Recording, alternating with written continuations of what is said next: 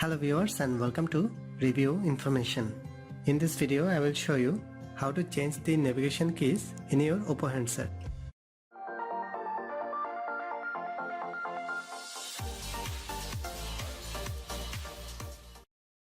Go to your Oppo settings, scroll down and tap on additional settings. Here you can see the option navigation keys. Tap on this.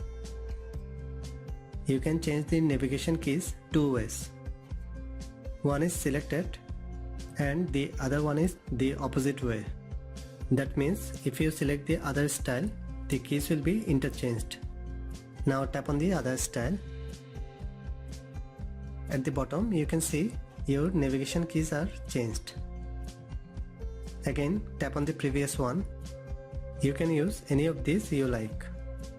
So in this way you can change the navigation keys in your Oppo handset.